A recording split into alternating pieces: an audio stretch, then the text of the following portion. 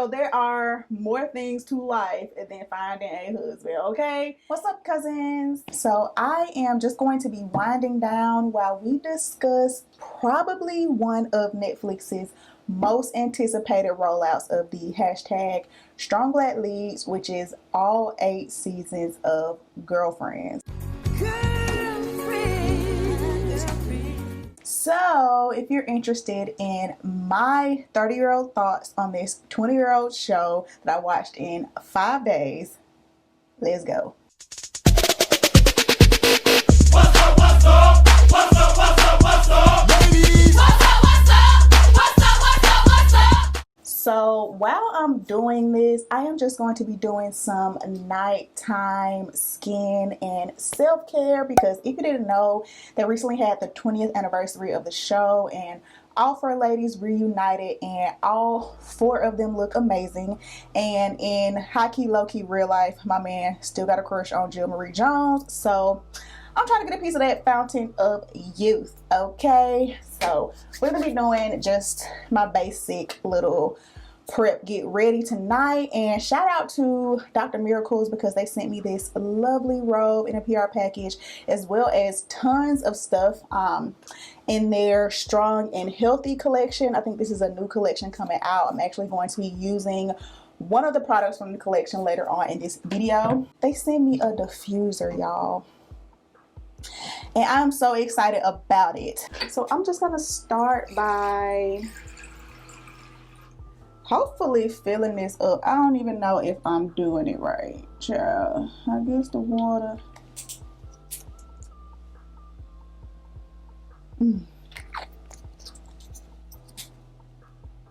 Little ASMR for you guys. Okay, I think I'm gonna go with mango. Okay, mist.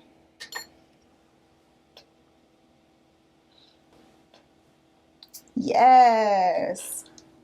And forgive me, y'all, if my eyes are puffy and all that, because fall allergies are real. Okay? And your girl's talking to you guys about it over on Instagram. Your girl is struggling big time. I don't get spring allergies, but fall allergies every year kick my ass.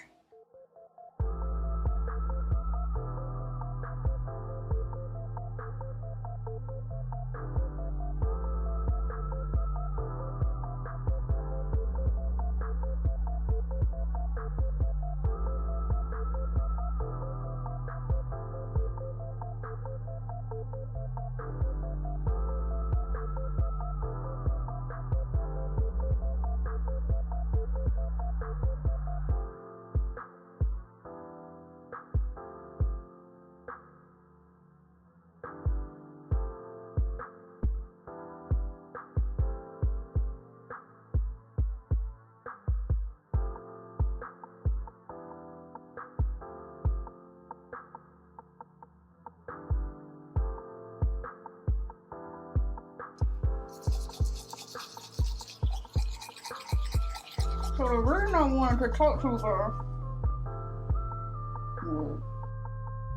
somebody stop me. So the reason I wanted to come back and talk to you guys and still have a discussion about a 20-year-old show, obviously, is because I was 11 years old when it came out the first time. And, you know, your perspective is a lot different, you know, as a middle schooler watching a show that just has well-written jokes, and you probably was just a little too grown for your age anyway to understand the jokes, as a middle schooler laughing at just random jokes, versus being a fabulous 30-year-old darling who has lived a life and, you know, can relate to the stage that the women are in. Season 1 of Girlfriends starts with Joan being 29 years old, I believe, 28 or 29. We all know, like, that cusp of, I would say, probably about 26 to 35-ish probably, is just a very interesting cusp of your life, no matter, you know, what stage of life you're in. But first, can I just get this out of the way just real quick, because it's gonna grind my gears forever and I have to talk about it every time I talk about these shows. These networks know they can ruin a Mara Brock Akil production, okay? If you don't know, Mara Brock Akil is one of the creators. I think she's also a writer for the show Girlfriends.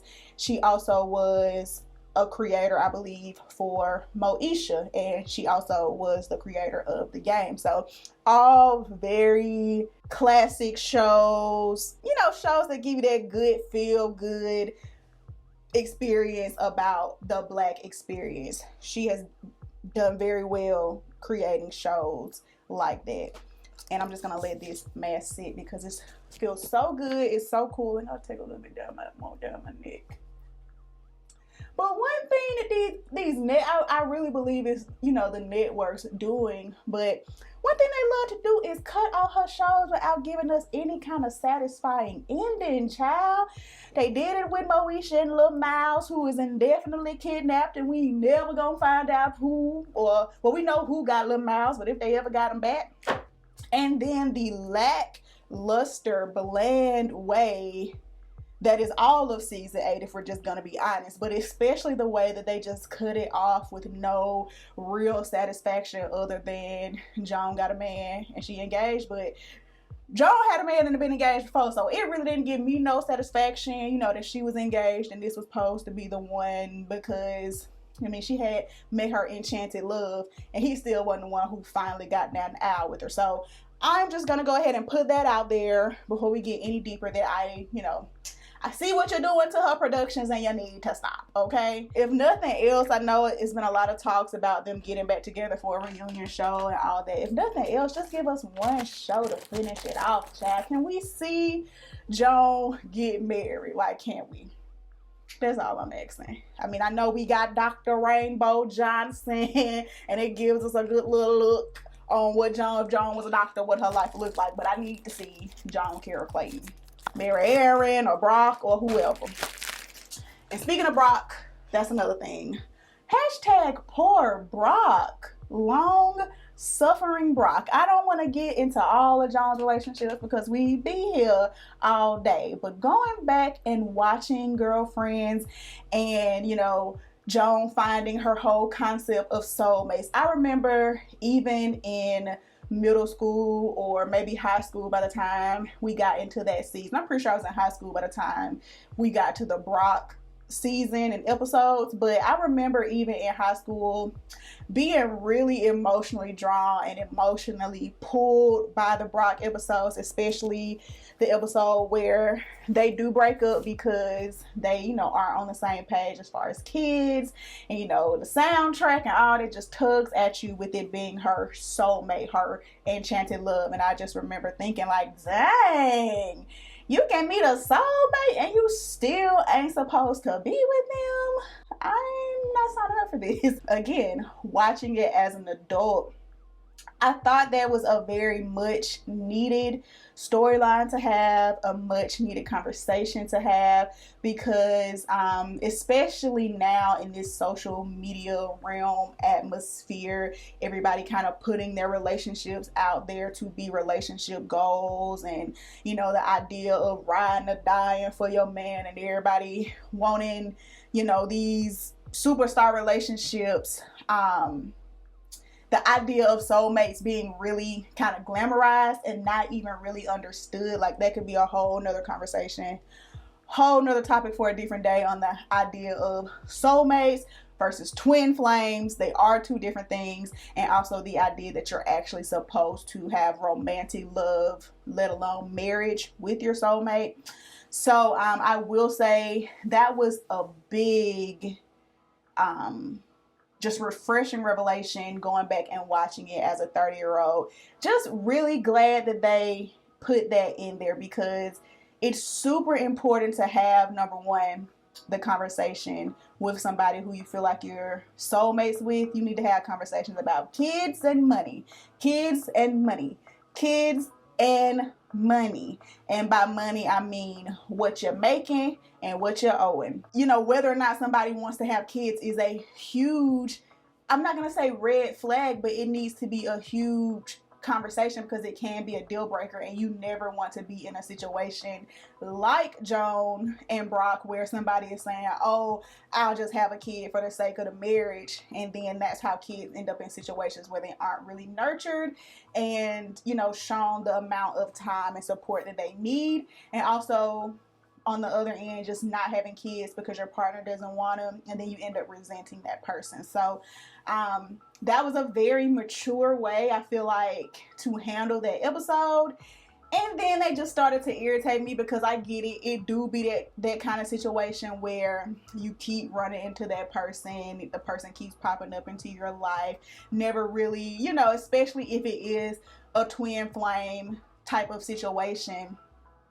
The universe continuing to put you in paths to run across each other. But at the same time, like, she just seemed like she's strong the man along, child. I mean, up until literally right after she proposed to Aaron, which is,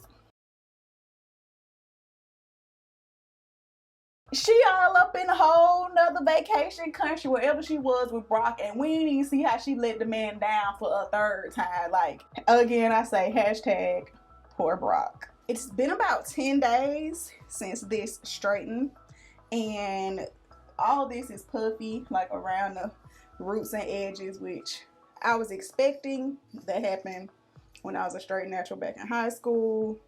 I mean, if you're a sweater, if it's hot outside, it's really nothing you can do about it unless you're gonna put heat to it every day, which I'm not. I do use a lot of oils in my hair, and I like that. One positive trait to wearing your hair straight is that when you put oils on your hair, you know it's going to distribute thoroughly, and so it's a great way to help retain length, and also, even if you're a low porosity natural, even maybe maintain a little bit of moisture in your hair, wearing it straight, because the oils can easily travel down your hair strands. But all those oils, and they're also sweating in your scalp, I mean, your hair started to stink, child. I know I ain't the only one. I don't like no stinky hair. What I did was pick up some dry shampoo, and I wanted to try to see if it would help just kind of stretch it, and because I use a lot of oils, kind of help get some of the excess oils out of my hair. So basically the instructions say, what do the instructions say? Shake can vigorously, hold can 8 to 10, blah, blah.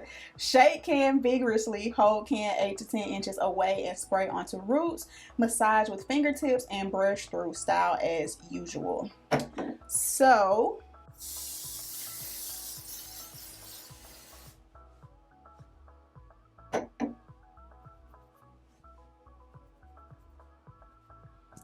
this don't. Now see, if that's my thing. I was worried it was gone.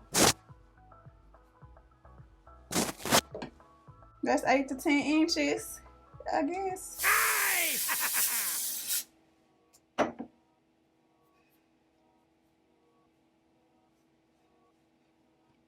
I guess I won't be mad if it ain't bone straight after 10 days. I got my fan going because it's hot. I was just spraying until I saw the white stuff. Pause, but I was just spraying until I saw the white stuff come out. Ain't no rhyme or reason to it. Maybe I'll watch some videos afterwards, child. And because I didn't put that gel right there, I'm going to spray the front too. Why not? See if it break up that gel. And see, I feel like that's flakes from the gel.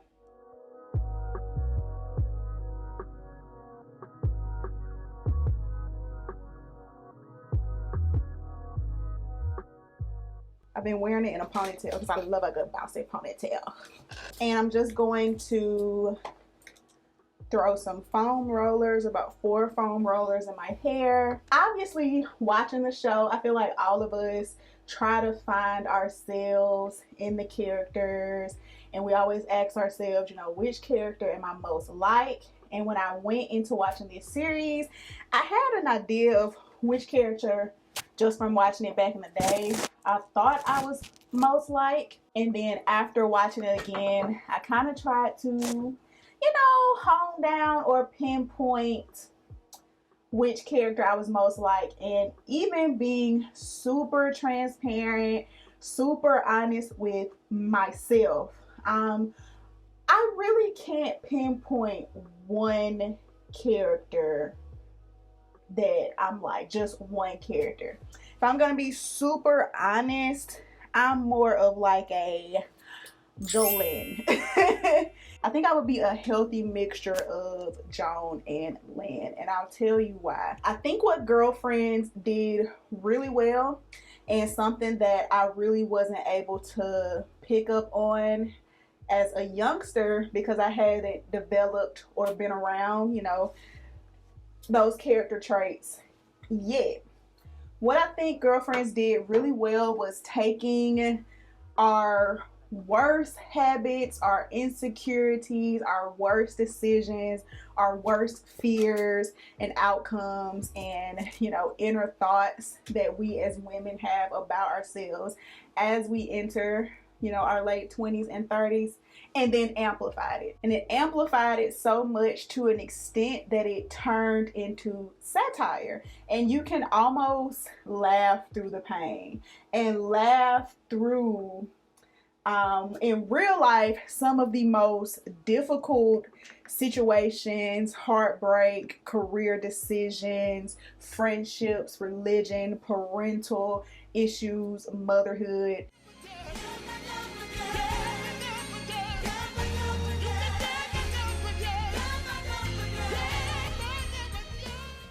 You can kind of laugh through all the things in real life are probably stressing you out. Through it all, even if you find some of these less desirable traits from the girlfriends in yourself, it's almost like you can tell yourself, at least I'm not that bad. Okay, you know, with them exploring Tony and them overdoing again her self-absorption, her selfishness, her materialism, you're able to then take that and look at the areas in your life where you may be displaying some Tony tendencies, such as checking for a man checkbook before you check for that man.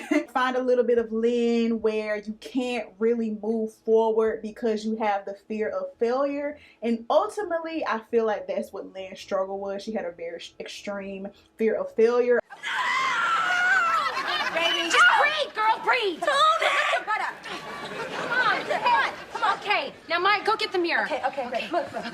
Okay. Listen, Lynn, we are gonna let you up, but you have to behave yourself. And if you start trying to take off one piece of clothing, or if you decide to take a swing at one of us, you are gonna be back down on this floor, lickety-split. Obviously, she was a very intelligent woman. She was a very smart woman, but her fear of failure and also her lack of direction is what caused her to kind of float around and essentially lose any kind of independence or never even really gain that independence. Definitely never, I feel like, ever in the history of any other strong black lead character have we seen a woman so desperate to find a husband as we do in our beloved Joan Carol Clayton. Okay, Joan really, I feel like, again, highlighted that inner fear that if you are a black woman in America, first of all, just being drilled into your head, the ratio of eligible black men as you get older, shrinking, and also having a set of standards and rules and lists and things that you don't want to settle on, but it turning so much so into you rushing the process that you essentially sabotage every relationship that you're in. And I hope there is nobody out there really that just goes to the extent of Joan. But she just kind of, you find yourself, me, you know, being around the age and watching Joan just kind of just everything revolve around getting a man child. I found myself watching it like, girl, there are more things to life than finding a husband, okay? And it's so funny because I actually, after or as I was watching towards the end of Girlfriends, I ended up having this conversation with a college girlfriend of mine, and us just going back and remembering us being in our late teens and early 20s, y'all. And so many of our conversations, our actions, the things that we did revolved around becoming a wife instead of enjoying life and becoming a bomb-ass Black woman that we both are today. Okay? We both are like, dang, you know, growth is an amazing thing. Just because I feel like you have to live, you know what I'm saying? You have to live and learn and take all of your life lessons, and also take your hits with a grain of salt, okay? Because one thing, like the old song say, okay, joy and pain is like sunshine and rain. You know, you can feel joy without feeling pain, but your joy feel that much sweeter when you coming out of a valley, don't it? Okay, if you guys don't know anything about my story, about my testimony, if you are new here, one thing about me is that and I've been pretty transparent with you guys over the years. I've had my share of enchanted loves, relationships going nowhere, and even an engagement in there, okay? Honey has lived, darling. And I say all that not to say that those weren't painful experiences when they, you know, didn't work out or things didn't go as planned. Not to say that those weren't painful and therapy-driven experiences all in themselves, but the way I like to think of it is you have to learn the lessons, and if nothing else, it's gonna make for a hell of a memoirs, okay? So, you know, just kind of give yourself grace, you know, kind of approach life with a playful attitude. That's what I took from Girlfriends, and that's something that I have even had started to implement years ago, just because I am somebody, I like to look up the Wikipedia of people, the cliff notes, so to speak. When I find out about somebody new or cool or interesting, I find out about a new actress or an old actress that I, you know, have been following for a long time, I love to Google people, okay? I want to know what kind of life you lived, what kind of experiences you've had, you know what I'm saying? Because that all led you to be able to bring what you bring to the screen now, your experiences. They say the best actors have gone through the most in their personal lives, and I like to know all that. I like to read all that. And when I think about just things that I have survived, like when you think about things you've gone through in your life, you survived all of that. You survived 100% of your bad days, and now they make for a hell of a story. Okay, so first tell that story to your therapist and then tell that story to your memoirs and make people pay for it. So my mask has been on a while. I'm just gonna go ahead and take some micellar water and wipe it off. Sometimes I leave it in, sometimes I wipe it off. And overall, watching Girlfriends in my 30s, I'd say I'd give it a strong 4.5. Can't give it a 5 because they just, you know, like I said, dropped the ball on season 8. That's just my opinion. But I give it a strong 4.5 because it really is good. I fell out laughing throughout, you know, the whole show. By far and large, William is my favorite girlfriend. I don't care what nobody say. William was the 5th girlfriend. I could go on, but I'm late for my hula lesson. And he was my favorite. So yeah, y'all let me know down in the comment section which girlfriends do you resonate most with now that you're watching it as an adult. And that is it for this video, guys. I am all ready for bed. I hope you guys enjoy this little chit chat with me. If you are still here and you are not subscribed to my channel, make sure that you subscribe. OG cousins, make sure to like the video, say what's up down in the comments. I love you guys, and I will see all you guys in the next one.